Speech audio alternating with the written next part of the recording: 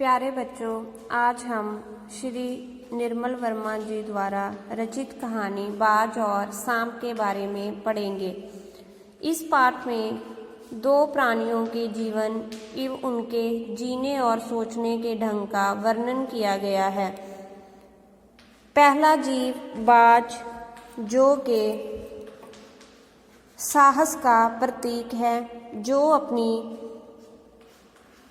जान की परवाह किए बिना आसमान की ऊंचाइयों को नापता है। और दूसरी ओर जीव सांप अपनी अंधेरी खोखल भाव गुफा तक ही सीमित रहता है। बाज का साहस इस कायर प्राणी सांप में भी अंत में साहस भर देता है। अर्थात इस कहानी के माध्यम से लेखक ने उन प्राणियों की ओर इशारा किया है जो जीवन के आखिरी दम तक भाव सांस तक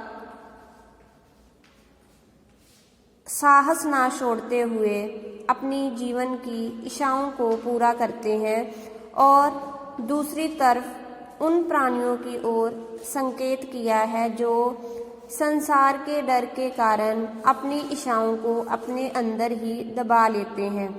तो अब हम कहानी की शुरुआत करते हैं। समुंदर के किनारे ऊंचे पर्वत की अंधेरी गुफा में एक सांप रहता था। जो गुफा थी कहाँ बनी थी? समुंदर के किनारे ऊंचे पर्वत पर। और वहाँ क्या रहता था? सांप। तूफानी लहरें धूप में चमकती झिलमिलाती और दिन भर पर्वत की चट्टानों से टकराती रहती थी।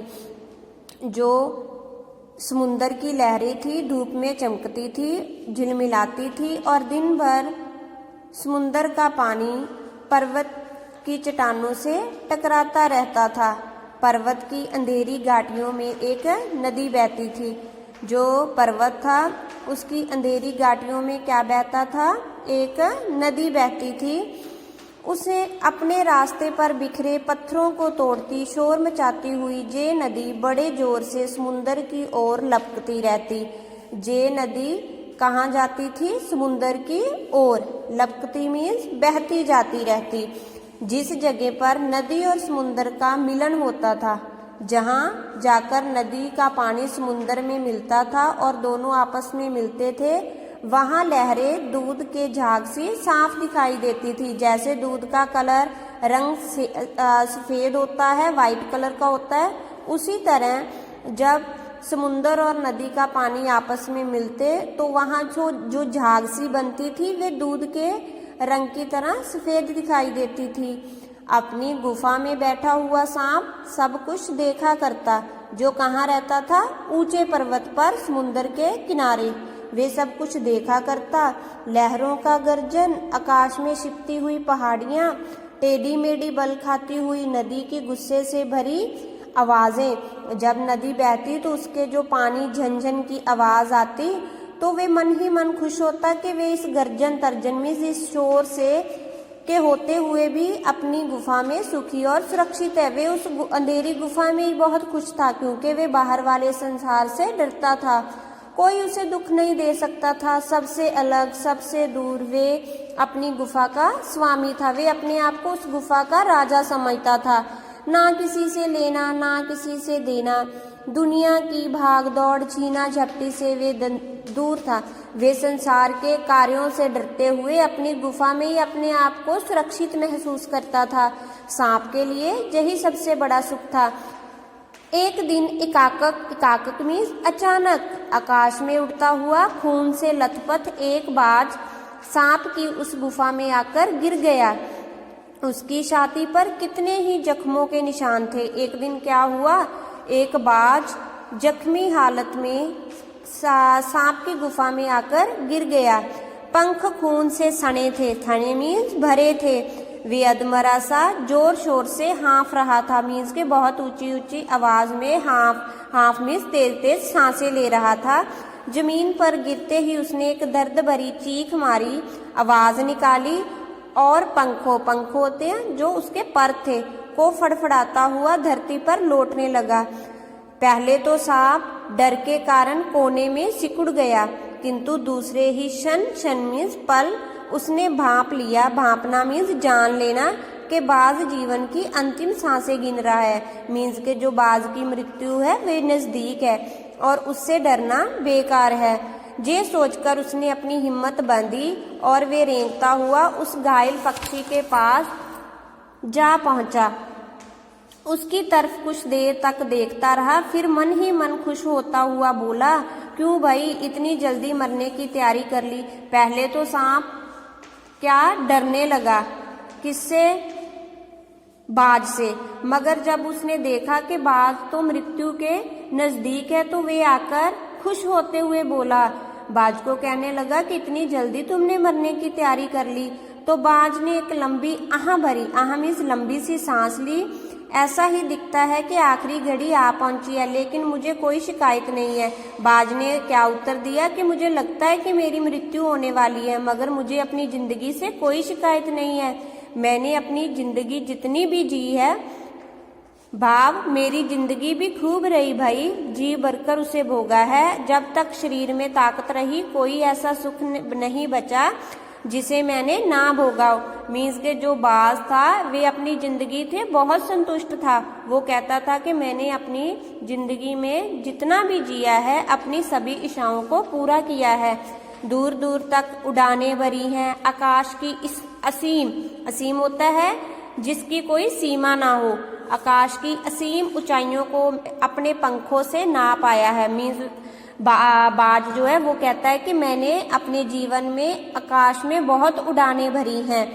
तुम्हारा बड़ा दुर्भाग्य है, दुर्भाग्य मीन्स बुरी किस्मत है कि तुम जिंदगी भर आकाश में उड़ने का आनंद कभी नहीं उठा पाओगे।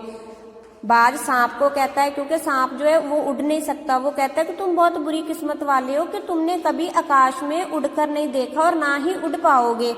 सांप बोला, आकाश, आकाश मीन्स आसमान, आकाश को लेकर क्या मैं चाटूंगा? वो कहता है कि मैंने आसमान का क्या करना है, आकाश में आखिर रखा ही क्या है, क्या मैं तुम्हारे आकाश में रेंग सकता हूँ? वो कहता है कि तुम्हारे आसमान में क्या रखा है, ना भाई तुम्हारा आकाश तुम्हें ही मुबारक। सांप बाज को कहता है कि मैंने तुम्हारे आसमान से क्या लेना है, वो तुम्हें ही मुबारक, मेरे लिए तो ये गुफा ही अच्छी है, इतनी आरामदेह और सुरक्षित जगह और कहाँ होगी। वो कहता है कि जितनी आरामदेह, जितना मुझे संतुष्टि और चैन मेरी गुफा में मिलता है वो और कहाँ है। सांप मन ही मन बाज की मूर्खता पर हंस रहा था। सांप को बाज मूर्ख लग रहा था। वो कहता है कि आखिर उड़ने और रेंगने के बीच में कौन सा भारी अंतर है, अंत में तो सबके भाग्य में मृत्यु ही लिखी है और सबका शरीर जो मिट्टी का है और मिट्टी में ही मिल जाना है, मीन्स के सभी का अंत हो जाना है। अचानक बाज ने अपना झुका हुआ सिर ऊपर उठाया और उसकी दृष्टि सांप की गुफा के चारों ओर घूमने लगी। बाज जो कि जख्मी हालत में था और उसने क्या किया, बड़े साहस के साथ अपने सिर को ऊपर उठाया। उसकी दृष्टि मीन्स नजर सांप की गुफा के चारों ओर घूमने लगी। चट्टानों में पड़ी दरारों से पानी गुफा में टपक रहा था। जहाँ गुफा बनी थी वो चट्टान के नीचे बनी थी, तो चट्टान में जो दरारें पड़ी हुई थी उससे जो पानी था वो गुफा में आ रहा था और अंधेरी में डूबी हुई गुफा में एक भयानक दुर्गंध फैली हुई थी। बहुत बुरी वहाँ स्मेल आ रही थी, तो मानो कोई चीज वर्षा से पड़ी पड़ी सड़ गई हो, जिसे सांप अपने आप को बहुत आराम महसूस कर रहा था। बाज को वे गुफा बिल्कुल भी पसंद नहीं आई। बाज के मुंह से एक बड़ी जोर की करुण चीख फूट पड़ी, मीन्स के बहुत जल्दी से एक आवाज निकली, आहा, काश मैं सिर्फ एक बार आकाश में उड़ पाता। बाज जो कि जीवन मृत्यु के बिल्कुल नजदीक है, वे अभी भी आकाश में उड़ना चाहता है। बाज की ऐसी करुण मीन्स के दुख भरी चीख सुनकर सांप कुछ सिटपटा सा गया, हैरान रह गया। एक क्षण मीन्स पल के लिए उसके मन में उस आकाश के प्रति इच्छा पैदा हो गई। सांप जो के आकाश में उड़ना नहीं चाहता था, मगर बाज को देखकर उसके मन में भी ऐसी इच्छा पैदा हुई कि वे भी बाज की तरह आकाश में उड़े। आकाश के प्रति इच्छा पैदा हो गई, जिसके वियोग में बाज इतना व्याकुल होकर छटपटा रहा है। उसने बाज से कहा, यदि तुम्हें स्वतंत्रता इतनी प्यारी है, स्वतंत्रता मीन्स आज़ादी तुम्हें इतनी प्यारी है, तो इस चट्टान के किनारे से ऊपर क्यों नहीं उड़ जाने की कोशिश करते। वो कहता है कि तुम इस चट्टान के किनारे से ऊपर उड़ने की अभी भी कोशिश करो, हो सकता है कि तुम्हारे पैरों में, पैर में, पाँव में इतनी ताकत बाकी हो कि तुम अब भी आकाश में उड़ सको, आसमान में उड़ सको, कोशिश करने में तो कोई हर्ज नहीं है। सांप बाज को कहने लगा, क्योंकि बाज जख्मी हालत में भी एक बार आकाश में उड़ने की इच्छा व्यक्त कर रहा था। तो ये देखकर सांप ने कहा कि तुम कोशिश करो, हो सकता है कि तुम अब भी आकाश में उड़ लो। बाज में सांप की बातों को सुनकर एक नई आशा जग उठी। वे दूने उत्साह से अपने घायल शरीर को घसीटता हुआ चट्टान के किनारे तक खींच लाया। उसने कोशिश की और अपना, क्योंकि वे जख्मी हालत में था, तो वे घसीटकर चट्टान के किनारे तक पहुंच गया। जब वे गुफा से बाहर आया तो खुले आकाश को देखकर उसकी आंखों में चमक आ गई। उसने एक लंबी सांस ली और अपने पंख फैलाकर हवा में कूद पड़ा, मीन्स के उड़ने की कोशिश करने लगा। किंतु उसके टूटे पंखों में इतनी शक्ति नहीं थी कि उसके शरीर का बोझ झेल सकते। पत्थर सा उसका शरीर लटकता हुआ नदी में जा गिरा। क्योंकि वे तो जख्मी हालत में था, तो वो कहाँ उठ सकता था। मगर सांप की बातों से उत्साहित होकर उसने कोशिश की और उसका शरीर नदी में जा गिरा। एक लहर ने उठकर उसके पंखों पर जमे खून को धो दिया। जब वे उड़ने लगा तो नदी में जाकर गिर गया और नदी का जो पानी था उससे उसके शरीर के खून जो लगा था वो धुल गया। उसके थके मांदे शरीर को सफेद फेन से ढक दिया, मीन्स के पानी के नीचे वे डूब गया। फिर अपनी गोद में समेटकर सागर की जो लहरें थी उसे अपने साथ ले चली, मीन्स के उसकी मृत्यु हो गई और वे पानी में बह गया। लहरें चट्टानों पर सिर दुनने लगी, मानो बाज की मृत्यु पर आंसू बहा रही हो। सांप देख रहा था, उसे ऐसा लग रहा था कि जो लहरें हैं वे भी बाज की मृत्यु पर रोने लग गई हैं। धीरे धीरे समुद्र के असीम विस्तार में बाज आंखों से ओझल हो गया। जो समुद्र होता है वे बहुत विशाल होता है और उसके पानी में बाज का जो शरीर था वो आंखों को दिखाई नहीं अब दे रहा था। सांप सोच रहा है जे चट्टान की खोखल में बैठा हुआ सांप बड़ी देर तक बाज की मृत्यु और आकाश के लिए उसके प्रेम के विषय में सोचता रहा। वो सोचने लगा कि बाज को आसमान से कितना प्यार था। आकाश की असीम शून्यता में ऐसा क्या आकर्षण छिपा है जिसके लिए बाज ने अपने प्राण गंवा दिए। सांप सोच रहा था कि जो आसमान है उसमें ऐसा क्या है कि जिसके लिए बाज ने आखिरी दम तक कोशिश की और अपने प्राणों की बाजी लगा दी, मीन्स कि अपने प्राणों को गवा दिया। वे खुद तो मर गया लेकिन मेरे दिल का चैन अपने साथ ले गया। ना जाने आकाश में क्या खजाना रखा है। वो कहता है कि आकाश में ऐसा क्या है, एक बार तो मैं भी जाकर उसके रहस्य का पता लगाऊंगा।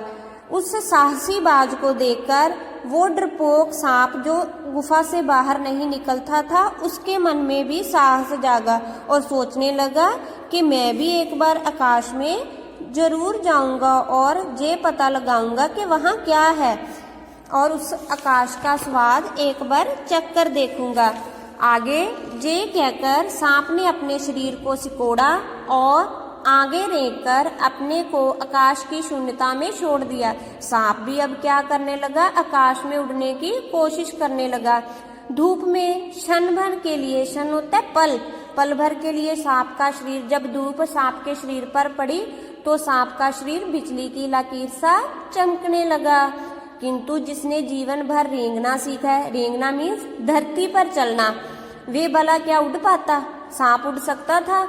नीचे छोटी छोटी चट्टानों पर धप से सांप जा गिरा। जब वे उसने उड़ने की कोशिश की तो वे उस चट्टान से छोटी चट्टानों पर आकर गिरा। ईश्वर की कृपा से बेचारा बच गया। सांप की मृत्यु नहीं हुई, वे जब ऊंचाई से आकर गिरा तो बच गया, नहीं तो मरने में क्या कसर थी। सांप हंसते हुए कहने लगा, क्योंकि वे नीचे आकर गिरा तो वो कहता है कि ईश्वर की कृपा से मेरी मृत्यु नहीं हुई, सो उड़ने का जही आनंद भर पाया मैं तो। वो कहता है कि क्या मैं जे उड़ने का मैंने जे आनंद लिया है। पक्षी भी कितने मूर्ख हैं जो धरती के सुख से अनजान रहकर आकाश की ऊंचाइयों को नापना चाहते हैं। वो कहता है कि कितने मूर्ख होते हैं पक्षी जो धरती के सुख को ना भोगकर आकाश में उड़ना चाहते हैं। किंतु अब मैंने जान लिया है कि आकाश में कुछ नहीं रखा है, केवल ढेर सी रोशनी के सिवाय वहां कुछ भी नहीं है। वो सोचते हैं कि आसमान में रोशनी की सिवाय कुछ भी नहीं है, ना रहने के लिए कोई जगह है, ना छत है, ना धरती है जहां हम चल सकते हैं। फिर वे पक्षी किस बूते पर इतनी डींग हाँकते हैं, किस लिए धरती के प्राणियों को इतना छोटा समझते हैं। सांप मन ही मन में सोचता है कि जो पक्षी कहते हैं कि हम आकाश में उड़ सकते हैं, वो क्यों कहते हैं, क्योंकि आकाश में तो ऐसा कुछ भी नहीं है। अब मैं कभी धोखा नहीं खाऊंगा, मैंने आकाश देख लिया है और खूब देख लिया है, क्योंकि उसने कोशिश की थी और वे नीचे आकर गिर गया था। बाज तो बड़ी बड़ी बातें बनाता था, आकाश के गुण गाते थकता नहीं था, उसी की बातों में आकर मैं आकाश में कूदा था।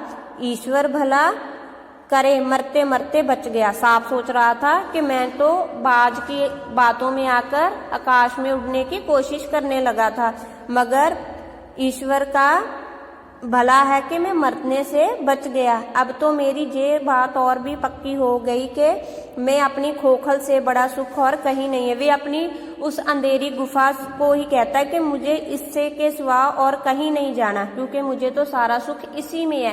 क्योंकि वे क्या था, डरपोक था, और जो बाज था वो बहुत साहसी था। वे जीवन के आखिरी सांस तक भी अपने साहस को नहीं छोड़ता है, मगर जो सांप है वो एक बार के गिरने से ही डर जाता है। धरती पर रेंग लेता हूँ, मेरे लिए यही बहुत कुछ है, मुझे आकाश की स्वच्छंदता से क्या लेना देना। वो कहता है कि मुझे आजादी से कुछ नहीं लेना देना है, ना ही मुझे उड़ना है, ना वहाँ छत है, ना दीवारें हैं, ना रेंगने के लिए जमीन है। मेरा तो सिर चकराने लगता है, दिल कांप जाता है, अपने प्राणों को खतरे में डालना कहाँ की चतुराई है। वो कहता है कि मेरा दिल तो कांपने लगता है, अपनी जान को खतरे में डालना कहाँ की चालाकी है। क्योंकि सांप जो था वो साहसी नहीं था। सांप सोचने लगा कि बाज अभागा है। अभागा मीन्स जिसके भाग्य अच्छा ना हो। वो कहता है कि सांप सोचने लगा कि बाज का तो भाग्य अच्छा नहीं था, जिसने आकाश की आजादी को प्राप्त करने के लिए अपने प्राणों की बाजी लगा दी। किंतु कुछ देर बाद सांप के आश्चर्य का ठिकाना नहीं रहा। कुछ देर बाद क्या हुआ, सांप की हैरानी का ठिकाना नहीं रहा। उसने सुना चट्टानों के नीचे से एक मधुर रहस्यमयी गीत की आवाज उठ रही है। सांप क्या सुनने लगा, उसे चट्टानों के नीचे से एक मधुर मीन्स मीठी आवाज आने लगी। पहले उसे अपने कानों पर विश्वास नहीं हुआ, पहले उसे इस बात पर विश्वास ही नहीं हुआ कि कोई आवाज आ रही है। किंतु कुछ देर बाद गीत के स्वर अधिक साफ सुनाई देने लगे। कुछ देर बाद क्या हुआ, उसे जो गीत की आवाज थी बहुत साफ सुनाई देने लगी। वे अपनी उस अंधेरी गुफा से बाहर आया और चट्टान से नीचे झांकने लगा। झांकने मीन्स देखने लगा। सूरज की सुनहरी किरणों में समुद्र का नीला जल झिलमिला रहा था। क्या देखा उसने कि धूप में सूरज की सुनहरी किरणें उस समुद्र के नीला जल, समुद्र का पानी जो होता है नीले रंग का होता है, वो झिलमिला रहा था। चट्टानों की भिगोती हुई समुद्र की लहरों में गीत के स्वर फूट रहे थे।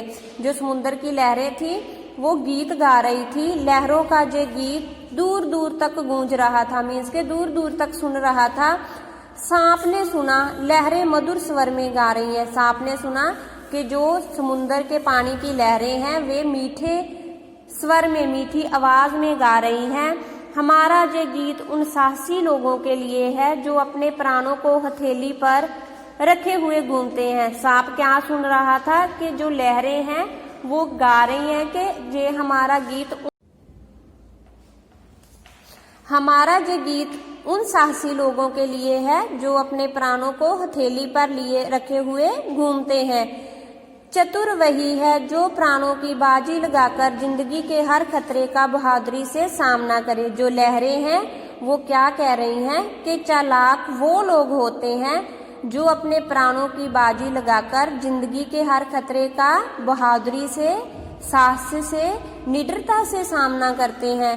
ओ निडरबाज, शत्रुओं मीन्स दुश्मनों से लड़ते हुए तुमने अपना कीमती रक्त मीन्स खून बहाया है।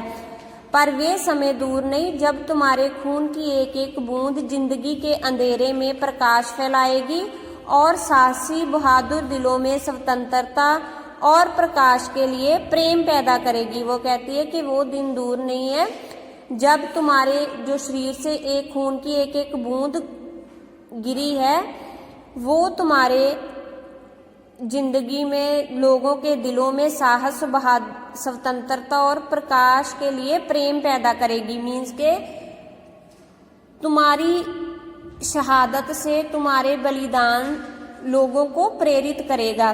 तुमने अपना जीवन बलिदान कर दिया किंतु फिर भी तुम अमर हो। अमर होता है जो मरकर भी नहीं मरता, जिसे लोग हमेशा याद करते हो। वो कहते हैं कि तुम मर के भी अमर हो। जब कभी साहस और वीरता के गीत गाए जाएंगे तुम्हारा नाम बड़े गर्व और श्रद्धा से लिया जाएगा। जे कौन कह रहा है?